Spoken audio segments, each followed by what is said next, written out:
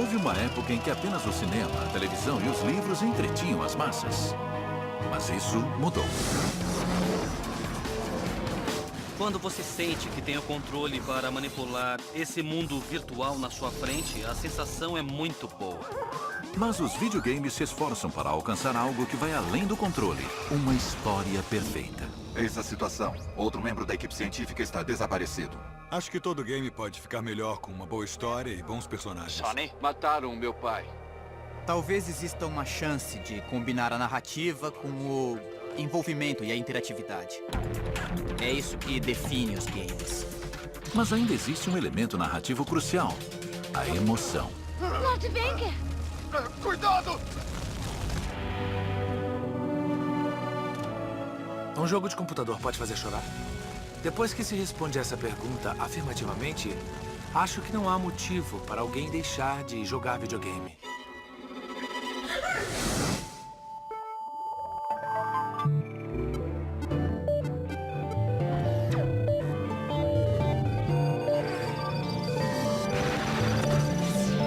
A era do videogame. A era de ouro do fliperama aconteceu entre o final dos anos 70 e início dos 80, com o insaciável Pac-Man e invasores alienígenas não identificados. O videogame permitia que os jogadores controlassem sua própria experiência digital. Mas para essa nova forma de entretenimento durar, os designers de games precisariam daquilo que a TV e o cinema já dominavam: uma história. Logo depois da invenção do videogame, a maioria dos jogos que existia era muito simples, técnica e mecanicamente como Pong. Era só girar um botão para mover a raquete e acertar a bolinha. E isso envolvia um pouco de física, mas não falava sobre nada. Era só uma distração. Para manter os jogadores entretidos, os designers de games aprenderam uma tática com os cineastas. Era preciso estabelecer uma ligação mais profunda com o público. Para que os games pudessem passar de uma mera atividade recreativa como o Pong para um verdadeiro entretenimento comparável ao cinema e à literatura, por exemplo, era preciso que cruzassem uma fronteira e passassem a comover pessoas como as histórias nos comovem, provocando uma reação emocional. Era preciso criar personagens que envolvessem o jogador. No final da década de 70, o marco do cinema levou os filmes de ação para um novo patamar, misturando ficção científica com história dramática e um Jedi como herói. A jornada de Luke Skywalker foi um grito de grandeza e a oportunidade de um homem provocar uma grande mudança. O tema era bem conhecido. George Lucas aprendeu com o texto clássico de Joseph Campbell, O Herói de Mil Faces.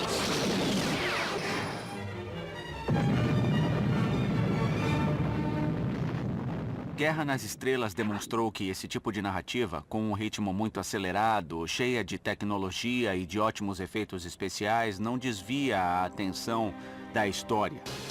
E essa influência ainda pode ser sentida nos videogames. Os efeitos especiais eletrizantes de Guerra nas Estrelas atraíram o público para as salas de cinema. Mas no mundo do videogame, os jogos não passavam de brinquedos para passar o tempo. Havia games espaciais como Asteroids e Space Invaders, mas eles não tinham personagens nem história, pelo menos até aquele momento. Quando Guerra nas Estrelas estourou nas telonas do mundo inteiro, o videogame ainda estava engatinhando. Eu acredito que a indústria do videogame ainda estava se esforçando para fazer os jogos funcionarem acima de tudo. Ainda estavam descobrindo como usar os controles nos videogames. E naquela época, narrar uma história não era possível. Por isso, o videogame precisava aprender com o cinema que uma história interessante, combinada com boa ação, leva o público às poltronas e, no final das contas, aos joysticks. Para mim é mais interessante quando existe uma história épica e eu posso viver um personagem que passa pela trajetória heróica de Joseph Campbell. Para poder narrar histórias, precisamos de personagens. Para os personagens darem certo, precisamos de emoção.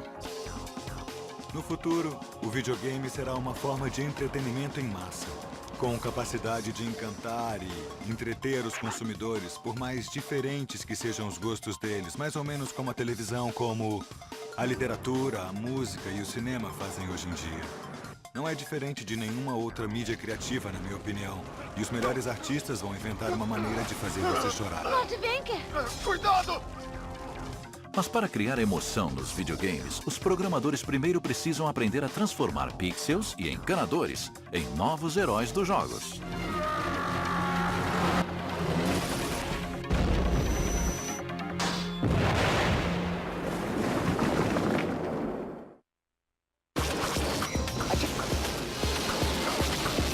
Depois de milhões de pessoas no mundo inteiro terem acompanhado a jornada heróica de Luke Skywalker em Guerra nas Estrelas, a indústria de videogame percebeu que talvez também precisasse de um herói. Mas a falta de poder de processamento dos chips limitava os projetos de games. Se já era difícil desenvolver o visual de um personagem, imagine uma história. Foi preciso a imaginação de um artista e uma empresa estreante para transformar o videogame em algo mais que um brinquedo. Antes de a empresa japonesa Nintendo se aventurar no ramo de videogames, ela produzia de tudo, desde brinquedos de plástico até cartas de baralho. Na década de 70, esta empresa centenária sediada em Kyoto entrou no mercado de videogame distribuindo o Magnavox Odyssey no Japão. Porém, com o objetivo de fortalecer a companhia no mercado crescente dos fliperamas, o diretor-geral da Nintendo, Hiroshi Yamauchi, enviou seu genro Minoru Arakawa aos Estados Unidos para criar a Nintendo of America. E então o Arakawa disse, tudo bem, o Radarscope vai ser o nosso Space Invaders, vai ser o nosso Pac-Man, vai ser o nosso maior produto, e eu vou encomendar 3.000 unidades para a matriz japonesa.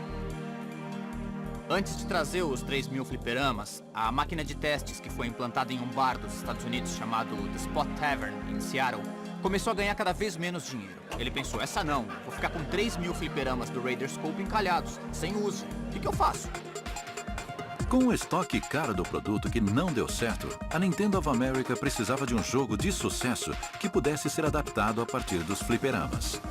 Tudo o que eles precisavam fazer era repensar o jogo, para colocar nas máquinas originais e criar um fliperama totalmente novo. O que acabou acontecendo foi que o Yamauchi não tinha designers de games, porque eles estavam trabalhando em outros projetos. Ele se lembrou de um cara chamado Miyamoto e pediu para ele projetar um jogo inteiramente novo. Miyamoto havia sido contratado como artista por Yamauchi, que era amigo de seu pai, em 1977. Como não tinha formação de programador, Miyamoto estava mais interessado em contar historinhas em seus games. Muitas pessoas envolvidas no início do videogame eram tecnólogos. Foram técnicos que tiveram a chance de experimentar com computadores em vez de, por exemplo, autoramas. Mas o Miyamoto era um artista. Ele queria ser titereiro, queria trabalhar com algum tipo de arte. Shigeru Miyamoto teve a ideia de um game que era divertido de se jogar. Ele estava tentando recriar aquela sensação de encanto, de maravilha, de empolgação que ele tinha quando era criança, explorando o mundo. Ele também se inspirou no anime e no mangá, por isso seus personagens tinham características tipicamente japonesas. Os animes, quadrinhos e mangás japoneses eram muito diferentes do gosto norte-americano e europeu. O povo japonês cresceu em um ambiente em que muitos personagens infantis e encantadores eram vistos. E já se passaram 40 anos. O mangá e o anime influenciaram muito os japoneses. São um dos nossos componentes culturais mais fortes. Eu acho que o nosso desejo por esse tipo de entretenimento, como videogames e mangá, e a nossa tendência à imaturidade, de alguma forma estão embutidos dentro da gente. É um tipo de coisa que o nosso povo deseja naturalmente. Queremos crescer como crianças, ter alguém para cuidar de nós, e não queremos morrer. Acho que talvez esse seja o nosso maior desejo na vida. A procura por uma liberdade infantil e, de certa forma, inconsciente, pode ser a razão que levou essa cultura a prosperar no Japão. Sem tecnologia avançada e sem experiência em programação, Miyamoto fez o impossível. Eu tive uma ideia para um personagem principal que não era poderoso, também não era bacana e nem bonitão como o Super-Homem. E como os personagens de videogame precisam caber em uma tela pequena, então o desenho precisava ser simples, ele precisava ser menos complicado. Miyamoto transformou um encanador corpulento chamado Jumpman em um superastro. Mais tarde, quando o jogo Donkey Kong foi lançado em 1981, o personagem de Miyamoto foi rebatizado de Mario. Pela primeira vez, o personagem parecia ter carne e osso. Era um videogame que não falava sobre a chegada de invasores que precisavam ser abatidos para defender o planeta da invasão. Mas, na verdade, falava sobre um personagem que tinha a tarefa urgente de salvar a namorada de um terrível gorila. Se você analisar a maioria dos games norte-americanos da década de 70, percebe que dificilmente havia um personagem central, havia um quadradinho, e você tinha que imaginar que aquele pontinho piscando era uma raquete de tênis, ou um homem, ou então um barco, um carro. A mídia era muito limitada, era difícil desenhar um personagem que fosse distinguível. Como o Mario tinha que ter um tamanho limitado, ele tinha um nariz bem grande, porque é fácil reconhecer um nariz grande no rosto de alguém. O Mario usava bigode porque não havia pixels suficientes para desenhar uma boca debaixo daquele nariz. Ele usava chapéu porque era difícil desenhar cabelo em um fliperama antigo como aquele. A roupa vermelha que o personagem usava foi um truque que os engenheiros da Nintendo ensinaram a ele. Se você quer que um personagem seja reconhecido na tela, desenhe roupas com cores chamativas. Ele precisou aprender várias coisas, mas ele trouxe consigo a imaginação de um artista e uma maneira de narrar histórias que só um artista teria. Isso foi uma coisa muito importante para a indústria, principalmente naquela época. Quando criamos o Mario, éramos uma equipe de apenas 3 pessoas. Éramos eu, o programador e o designer. A gente fez os desenhos dos personagens em folhas de papel quadriculado para ver como eles se moviam. Quando o Mario corria e se virava de repente, a gente ouvia um som de escorregão, como se ele estivesse brecando. Miyamoto também transformou uma meia dúzia de bips computadorizados em uma trilha sonora inconfundível, que tornava o Donkey Kong um jogo animado e divertido. A Nintendo conseguiu seu primeiro sucesso. Logo, Mario se tornaria mais famoso do que o Mickey. Miyamoto transformou pixels animados em Mario, um herói comum. Ele não apenas salvou a princesa, mas também ajudou a salvar o negócio do videogame doméstico. It's a whole new playing field for the nation's Nintendo-holics. Era consenso nos Estados Unidos que o videogame doméstico havia morrido, que a febre do console já havia acabado. As empresas acreditavam que o futuro estava nos microcomputadores. A Atari estava convencida. A empresa tirou os consoles 2600 e 7800 do mercado e passou a dedicar todos os seus recursos na fabricação dos PCs. Já que os consoles de videogame como o Atari 2600 estavam fora do mercado, a tendência era projetar games para o ramo emergente dos microcomputadores. No entanto, a indústria não estava morrendo. Os games só precisavam melhorar. A Nintendo procurou ressuscitar o produto sob a forma de brinquedo. O público-alvo eram as crianças e a família delas. A Nintendo criou seu próprio console de videogame para uso doméstico e o lançou no Japão com o nome de Famicom. O Nintendo originalmente foi chamado de Famicom, significava para família. Quando estava para ser comercializado nos Estados Unidos, perceberam que não podiam chamar de Famicom, porque as famílias não jogavam juntas. Eles mudaram o nome para Nintendo Entertainment System porque descobriram que a palavra família tinha uma conotação negativa quando era associada ao entretenimento nos Estados Unidos. Foi uma batalha árdua, mas depois de muita persuasão, os lojistas que haviam sofrido com a crise do videogame apostaram no Nintendo e levaram o console às prateleiras em 1985. What we've done in the last 3.5 years is to single-handedly recreate a dead industry. A Nintendo colocou o novo game de Miyamoto, Super Mario Bros., no pacote do Nintendo Entertainment System. A combinação foi um grande sucesso. O jogo Super Mario Bros. Resgatou o personagem do Donkey Kong, que ganhou um irmão e um objetivo real. Você começava do lado esquerdo de uma fase e sabia que o final da fase estaria no lado direito da tela e assim ia jogando sempre adiante. O mundo inteiro se revelava conforme o jogador avançava. E como em qualquer narrativa, sempre havia a chance de resgatar a princesa no final. O fato é que a Nintendo, com o trabalho de Shigeru Miyamoto no Super Mario Bros., o game que vinha junto com o console da Nintendo, deu um novo fôlego à indústria. Se não fosse pelo Mario Bros., se não fosse por um cara que teve a perspicácia de impulsionar os videogames a um outro nível, envolvendo a narrativa de histórias, poderia ter sido o fim dessa indústria. Super Mario Bros. Foi um sucesso de vendas no mundo inteiro. Mais do que isso, também anunciou a nova revolução do videogame doméstico. What will the future bring from Nintendo? O sucesso da dupla Super Mario Bros. E Nintendo marcou o nascimento dos personagens e da narrativa nos videogames. Tyson's Punch-Out! Enquanto os jogadores mergulhavam no mundo de Mario, Shigeru Miyamoto já estava planejando outro mundo de fantasia para os jogadores poderem explorar e descobrir. Era um mundo remanescente de sua infância nas colinas próximas de Kyoto. Ele gostava de sair para passear e dizem que havia cavernas perto de onde ele morava. Um dia ele pegou uma lanterna e entrou em várias cavernas. Aprendeu as passagens e desenhou um mapa. Anos mais tarde, quando a tecnologia se desenvolveu, ele logo pensou em desenvolver um jogo sobre esse tipo de exploração. Muitos anos atrás, o príncipe das trevas Ganon roubou a Triforce.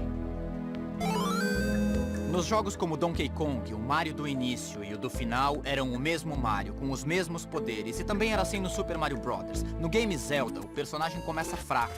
Ele só tem uma pequena quantidade de energia. Não possui nenhuma arma nem nada. Mas no final do game, ele tem uma variedade de armas e tem muita energia. Essa foi a novidade do jogo The Legend of Zelda. Jogos com personagens já existiam há muito tempo, mas pela primeira vez um game foi bem sucedido em mesclar personagens com ação.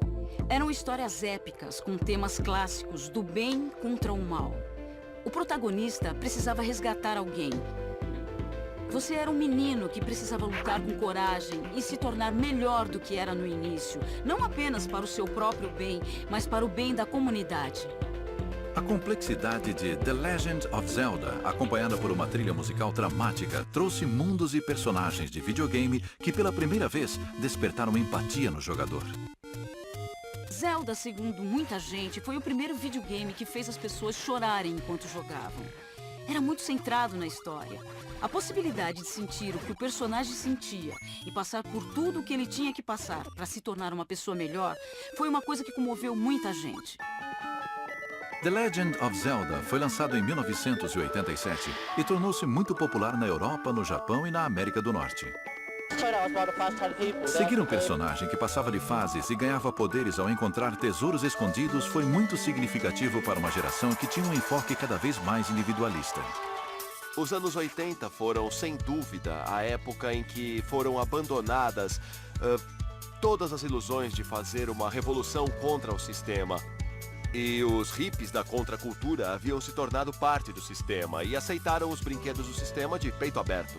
Ganhar dinheiro era um objetivo frequente nos games. Com o enfraquecimento da Guerra Fria na segunda metade da década de 80, as tensões entre as superpotências começaram a diminuir. Na era de Reagan e Thatcher, o imposto de renda caiu e a década explodiu em consumismo. O próprio videogame era um brinquedo cobiçado. O que aconteceu foi que, na década de 80, um jovem adulto não via problema algum em gastar muito dinheiro com um console de videogame ou com um computador que servisse para jogar. Isso teria sido impensável para gerações mais antigas. O meu pai, que era contador, não teria comprado um computador para jogar. Ele teria comprado um computador para fazer planilhas. Today, IBM made it official after months of hints and leaks to the press. The Goliath of computers is coming out with its first home computer. It's called the PC Junior, unofficially the Peanut.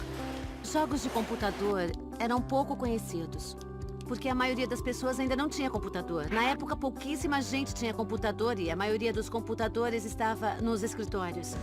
Eram mainframes enormes da IBM e os jogos eram baseados em textos. A ideia de colocar imagens não era apenas inovadora, mas também era um desafio. Em sua casa no sul da Califórnia, Roberta e Ken Williams fundaram a Sierra Online. Apesar da limitação tecnológica, eles trouxeram grafismos e histórias para os primeiros jogos de computador. Quando nós fundamos a Sierra, a indústria ainda estava engatinhando. Começavam a surgir os primeiros microcomputadores. A Radio Shack tinha acabado de lançar o TRS-80. A Apple estava começando e não era nada fácil. As máquinas eram muito fraquinhas. Hoje em dia, os joysticks têm mais poder computacional do que os primeiros computadores. Em 1980, Roberta e Ken criaram o jogo Mystery House. Ele não tinha som, nem cor, nem animação, mas era dotado de uma característica que nenhum outro jogo de computador tinha na época: gráficos. Embalado num simples pacote plástico, o jogo foi vendido nas lojas de software da região. Para surpresa de Ken, o game se tornou um sucesso e vendeu mais de 10 mil cópias. Foi um fenômeno recorde para a época, considerando a quantidade limitada de microcomputadores no mercado. Mystery House vendeu praticamente na proporção de um game por computador. Por algum motivo, as pessoas que jogavam no computador tinham uma mentalidade diferente das pessoas que compravam consoles de videogame. Elas eram mais pacientes, por isso a ideia de um jogo que fosse desafiante e que apresentasse uma série de quebra-cabeças demorados para se resolver não era nem um pouco esquisita para eles. Apesar da crise dos consoles domésticos em 1983, Ken e Roberta conquistaram seu espaço no mercado incipiente dos PCs. A aventura gráfica seguinte foi King's Quest. Quando ainda não se conhecia a placa de som e o mouse, o game apresentava mundos tridimensionais jamais vistos, sons e personagens que eram controlados pelo jogador. Hoje é engraçado olhar para os primeiros jogos porque eles eram serrilhados. Era preciso levar todas as limitações em conta e colocar os pontilhados nos lugares certos. O resultado, se você se afastasse um pouco para olhar o monitor, era um colorido razoável que surpreendia as pessoas. Se todo mundo tolerava aqueles gráficos ruins e aqueles sons ruins, isso mostrava que havia uma indústria em potencial que estava esperando para nascer. No começo, a maioria dos jogos que envolviam heróis era focada na ação.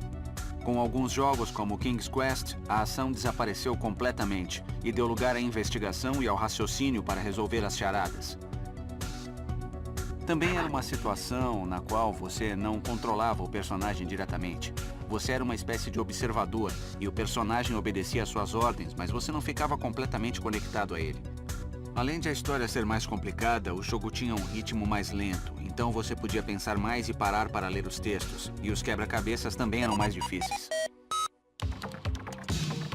Apesar dos jogos de Miyamoto para consoles terem sido muito diferentes dos jogos dos Williams para computadores, sua capacidade de combinar técnicas tradicionais de narrativa com a nova tecnologia era muito parecida. Eles levaram os jogos e os jogadores para onde jamais haviam sonhado. Mas os novos tempos trouxeram uma nova geração de jogadores com diferentes exigências. Isto levaria a narrativa e a tecnologia um passo adiante. Artistas como Shigeru Miyamoto e Roberta Williams trouxeram vida aos games com seus enredos, personagens e cenários elaborados. Com poucos pixels e sons elementares à disposição, eles criaram mundos envolventes onde o jogador era coroado herói.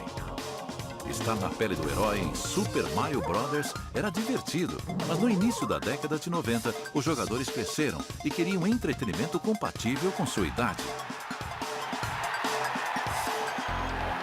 Mr. Gorbachev, tear down this wall. Depois do colapso da União Soviética e o fim da Guerra Fria, a década foi marcada pela nova economia e pela globalização cultural. De repente, uma nova geração de jogadores que havia crescido com apenas meia dúzia de canais de TV tinha à disposição dezenas de canais a cabo. E com microcomputadores em casa, também se conectaram à internet, o que possibilitou o acesso a informações do mundo inteiro em segundos. No final dos anos 80 e início dos 90, estavam surgindo consoles domésticos que eram tão potentes quanto os fliperamas.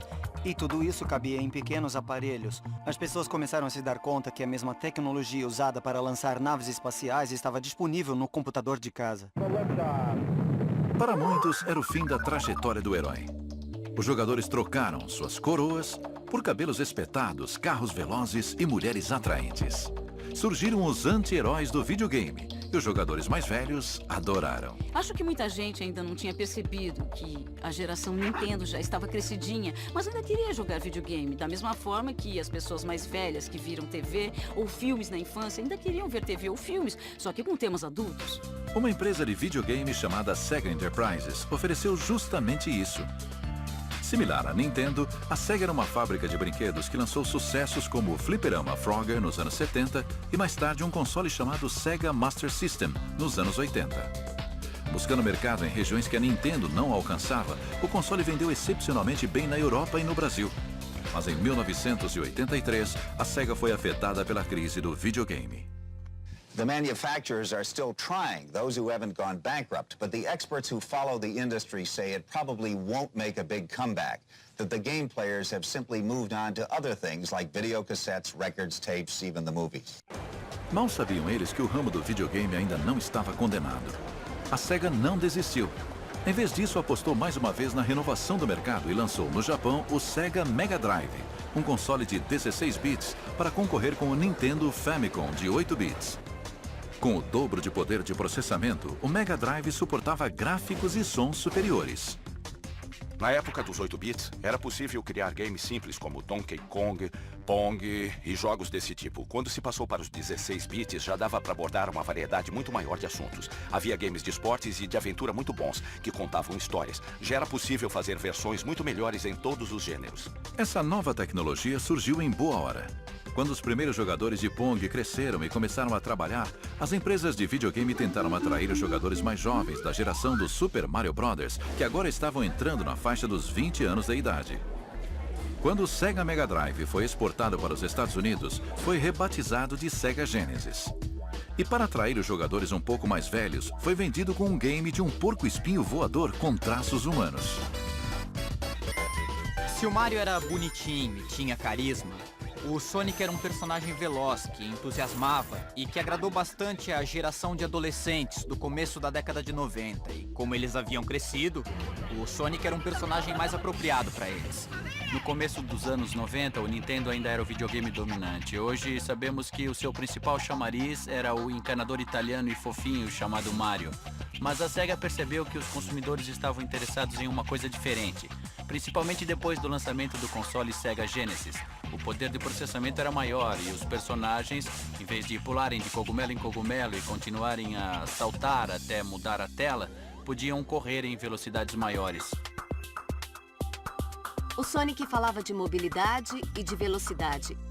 Eu acho que o cabelo espetado do personagem ou os pelos ásperos do porco-espinho reforçavam essa sensação. A Sega estava tentando criar um personagem irreverente que se aproximasse do caráter rebelde que os meninos adolescentes tinham. O Sonic era o personagem perfeito. Ele é um anti-herói, já que ele não encarna qualidades muito heróicas. Ele tem um quê de egoísmo, mas é isso que o deixa tão divertido. Em alguns casos, os personagens menos nobres eram os mais engraçados e, portanto, os mais divertidos de se jogar. Mas antes que o Sonic invadisse as telinhas, houve outro anti-herói que conquistou os corações de milhares de fãs adultos dos games de aventura. Larry Laffer era o nome do personagem de uma série chamada Leisure Suit Larry. Ele era um sujeito meio careca e desajeitado, com um traje inconfundível, um malandro de meia-idade carismático que tentava seduzir mulheres bonitas. A minha ideia era criar um anti-herói. Um cara que fosse constantemente humilhado, insultado ou passado para trás. Mas se você jogasse bastante, com uma certa insistência, no final ele teria um breve momento de felicidade. Leisure Suit Larry, na época do lançamento, foi o primeiro jogo de computador com conteúdo picante. Larry foi um dos 10 jogos de maior sucesso em 1988 e provou que os games não eram mais coisa de criança. O sexo vende e sempre vendeu. Isso não é novidade para ninguém. Obviamente, ele tinha um apelo que era incomparável no mercado de games daquela época. Outra característica única de Leisure Suit Larry era a ambientação do jogo em cenários conhecidos com personagens realistas. Em vez de explorar reinos de fantasia como nos outros games de aventura, Larry levava o jogador para cassinos e bares de gente grande. Quem jogava passava por uma experiência bem mais adulta. Eu acho que o Larry foi o primeiro game que usou personagens reais, pessoas reais, vivendo na atualidade e em cenários modernos. Eram situações que poderiam acontecer no cotidiano, ao contrário da maioria dos games que se passavam em cenários medievais ou num espaço futurista. Eu não tinha percebido isso na época, nem planejei nada. Eu só sabia que não queria concorrer com esse ou aquele videogame e que existia uma lacuna bem no meio que me pareceu uma brecha perfeita. Fiquei contente em perceber que a ideia se desenvolveu ao longo dos anos como uma das tendências nos games. Acho que cada vez mais games mostram pessoas reais em cenários realistas e com ações realistas. Para sustentar esse mundo mais realista e explícito dos games, as empresas precisaram desenvolver novas tecnologias. Apesar de a Nintendo ter se associado à gigante Sony para desenvolver a tecnologia de CD-ROM no início dos anos 90, desavenças contratuais destruíram a parceria. Em vez de trabalhar com outra empresa de videogame, a Sony decidiu continuar sua pesquisa e acabou desenvolvendo o seu próprio console, o Sony PlayStation. A Sony lançou o PlayStation 1 porque se deu conta de que havia uma geração de jovens entre 18 e 21 anos, ou ainda mais, que ainda queria jogar videogame. Essa geração cresceu jogando videogame e queria continuar jogando. E apesar disso, o que a Nintendo estava fazendo e o que a Sega estava fazendo ainda parecia coisa de criança. Então a Sony penetrou nesse nicho de mercado, lançando um console com uma aparência um pouco mais sofisticada. Ele rodava CDs, o que na época era uma vantagem tecnológica, porque as pessoas sentiam que estavam comprando um equipamento de alta fidelidade. Não era mais um simples brinquedinho de criança. Enquanto a Nintendo fabricava games em cartuchos que armazenavam no máximo 16 megabytes, a Sony produzia games em CDs que podiam armazenar até 650 megabytes. Os gráficos e os jogos podiam ser bem mais complexos. O áudio tinha qualidade de CD. Muito bem, Crash. Eu sabia que podia confiar em você. O vídeo tinha suporte para computação gráfica e toda uma gama de possibilidades com mais espaço na mídia de armazenamento, e isso aumentava as possibilidades do game. A Sony teve o mérito de transformar o videogame em um jogo muito mais envolvente. Em vez de aventuras de crianças, apareceram obras-primas épicas como Final Fantasy VII, que falava de morte e traição, e de questões que pareciam muito mais maduras. Com isso, muitas pessoas se sentiram atraídas pelo produto e passaram a querer jogar videogame, porque ele tocava em aspectos que eram relevantes em suas vidas. O PlayStation alcançou em 10 anos o mesmo nível de penetração que o telefone levou 30 anos para alcançar. Foi um sinal de que as pessoas estavam preparadas para assimilar esse tipo de produto nas suas vidas. E também marcou uma época onde mais entretenimento adulto estava sendo produzido. De 1994 a 97, cerca de 16 milhões de unidades de PlayStation conquistaram seu lugar ao lado de aparelhos de som e videocassetes no mundo inteiro. Na época em que o PlayStation surgiu, os consoles estavam migrando para um mundo com ambientação tridimensional. Nos games, por exemplo, Tomb Raider com Lara Croft mostrava ambientes complexos que podiam ser explorados. Esse foi o grande marco do PlayStation e, na época, deixou muita gente empolgada. Outro game do PlayStation que empolgou muita gente foi o Grand Theft Auto 3, conhecido como GTA 3. Nele, o herói não salva a princesa. Em vez disso, tenta salvar a si mesmo, ainda que isso signifique desobedecer à lei.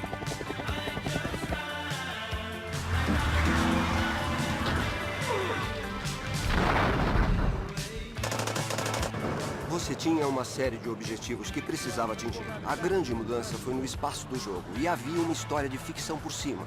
E em vez de ser um encanador meio gordinho, como o Mario, ou uma espaçonave sem rosto, como em Asteroids, você podia ser o Carl Johnson ou um gangster que acabou de sair da prisão e que está tentando retomar a vida. Para a geração de hoje, pós-geração X-Men, pós-Guerra Fria, pós-Guerra do Golfo, é mais fácil se identificar com esse tipo de coisa do que com personagens heróicos das gerações anteriores.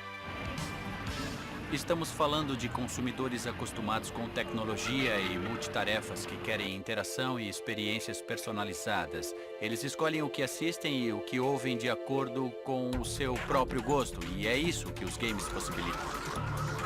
Nos games GTA, os jogadores escolhem ser os criminosos, como na vida real. O Grand Theft Auto é um game que permite ao jogador várias escolhas morais diferentes, e não são as escolhas que os criadores querem que eles façam. Uma das minhas garotas precisa de carona. Pega um carro e vai buscar a Misty na clínica. Depois traz ela pra cá. Você pode fazer alguma coisa condenável e mesmo assim ganhar uma recompensa por isso no game. Da mesma forma que na vida real, alguém pode roubar a sua casa, o que é condenável, e mesmo assim ganhar dinheiro com os bens que roubou, o que é bom aos olhos do ladrão. Essa é a vida real. Existem alguns games que apresentam essas mesmas situações para as pessoas. Tem gente que pensa, nossa, que horror. Eles permitem que você faça no game as mesmas escolhas que pode fazer na vida real. Você entra no mundo do game e pode jogar com todas as cartas. Você pode tentar coisas diferentes, pensar, e se eu jogar o carro da ponte? Ah, o carro explode, então vou tentar dirigir mais depressa. Você pode tentar um monte de coisas legais que não tentaria na vida real. Pelo menos eu espero que não tente. Quando o PlayStation 2 foi lançado, a terceira edição da série Grand Theft Auto inesperadamente se tornou o maior sucesso de 2001.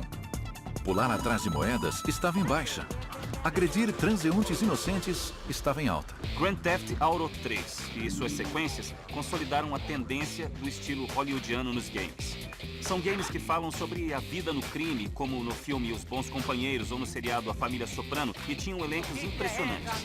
Mas o fabricante, a Rockstar, não fez muito alarde.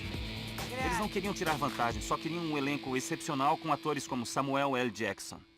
Deixa comigo, Hernandes. Aí, essa grana é minha, é meu dinheiro, cara.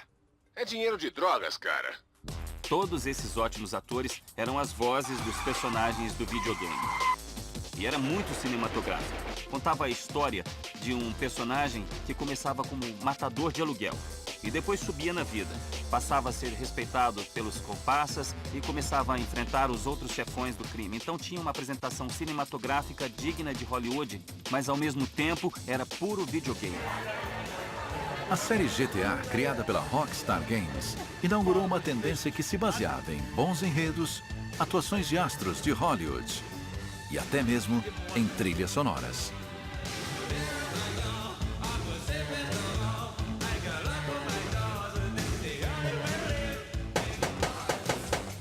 Uma das coisas mais legais do Grand Theft Auto era poder sintonizar uma estação de rádio que tocava músicas boas dos anos 80 e isso era o que dava o clima do jogo.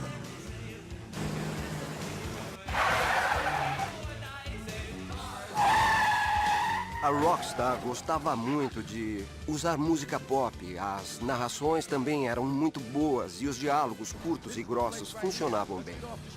Eles não ficaram presos ao estilo Final Fantasy, com cenas mais longas e lentas. As cenas eram curtas e rápidas. E também havia outros recursos, além das imagens, para dar vida a esse mundo. Acho que isso mostra que o videogame é uma cultura que está cada vez mais em voga e muitos outros tipos de mídia estão interessados em aproveitar um pouco da paixão que os jogadores sentem. Também querem lucrar com isso. Os videogames estavam cada vez mais parecidos com os filmes e, finalmente, recebendo o respeito que mereciam de Hollywood. Hoje, os games de ação e aventura têm cenários incrivelmente sofisticados e passaram de 2D para 3D e HD em apenas uma década. E foi assim que o videogame passou a fazer parte de Hollywood, considerando as experiências que proporcionam. Os estúdios de cinema de Hollywood estão muito interessados em participar da indústria do videogame. E o impacto é muito grande no mundo do entretenimento. Nosso foco é proporcionar de 20 a 40 horas de interação para homens de 25 anos que não assistem mais televisão. Eles jogam televisão. Essa sensação de participação e heroísmo que você tem quando vence no videogame é muito mais forte do que ver um personagem de cinema sendo heróico ou vitorioso. Até recentemente, a indústria do videogame comprava os direitos dos filmes e às vezes desembolsava muito dinheiro para fazer a versão em videogame de um determinado filme na época do lançamento ou talvez 3 ou 4 meses depois. Hoje em dia, Hollywood reconhece que esse consumidor não vai mais às salas de cinema. Fica em casa onde tem uma TV de alta definição e se conecta a milhões de pessoas com o console Xbox Live. Acho que hoje os papéis se inverteram. Os videogames deixaram de ser alternativos. Agora tem histórias profundas, personagens complexos e gráficos realistas. Mas ao contrário de Hollywood, o visual arrojado dos videogames tem um limite. No início do século XXI, jogar com um personagem gordinho e de bigode já era coisa do passado. Novos consoles como o Sony PlayStation revolucionaram a indústria. O poder computacional dos consoles modernos, seja o PlayStation ou o Xbox, é muitos megas superior aos primeiros videogames, como o fliperama Pong. É a mesma coisa que comparar a tecnologia moderna dos arranha-céus com monumentos de pedra. Eu me lembro de ter jogado um game chamado Tecmo Bowl sobre futebol americano. Era um jogo muito envolvente, mas não era tão sofisticado do ponto de vista do visual e da sensação.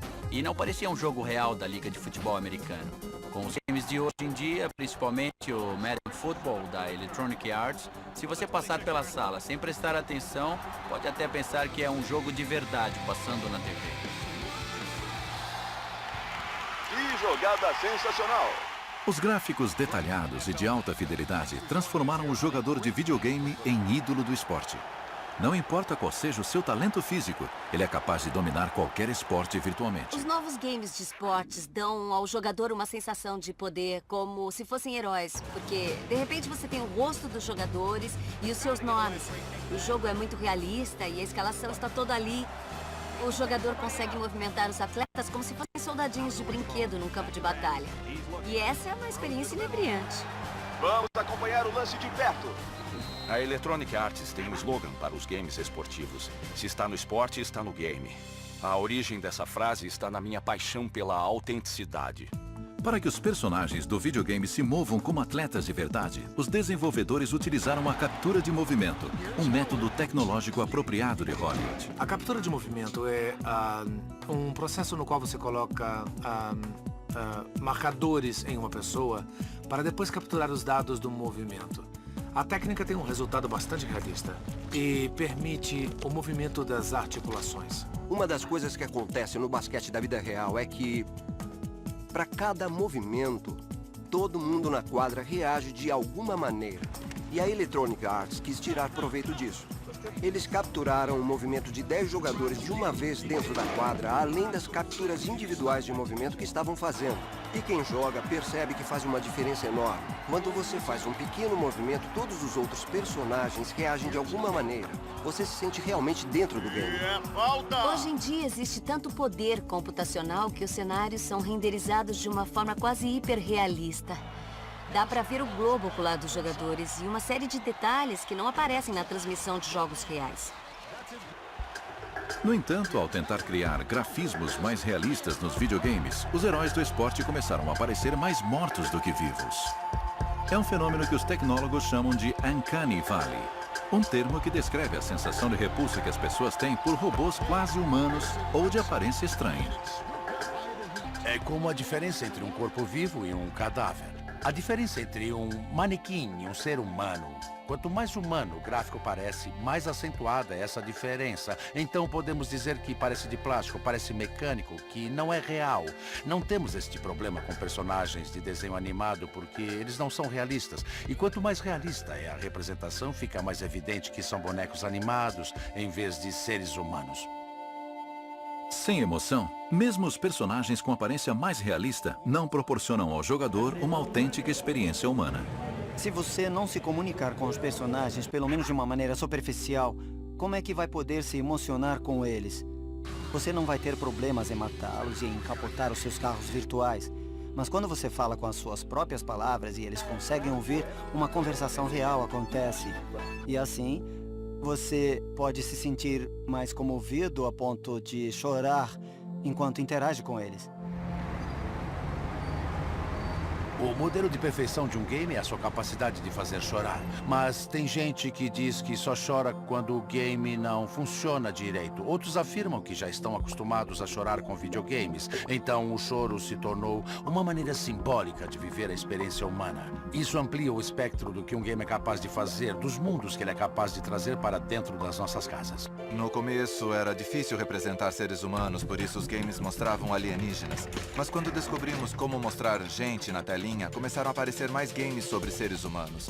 Hoje em dia, o tipo de emoção que se busca envolve personagens de carne e osso parecidos com seres humanos reais. Esse é o próximo desafio da indústria. Até lá, talvez o fenômeno não precise necessariamente acontecer na tela. Pode acontecer na imaginação do jogador. Era o que acontecia nos primeiros grafismos de baixa resolução ou nos games de aventuras em texto. Se os jogos são capazes ou não de fazer chorar, o videogame continua sendo uma mídia poderosa. Afinal, de que outra forma uma pessoa pode se tornar herói com o apertar de um botão?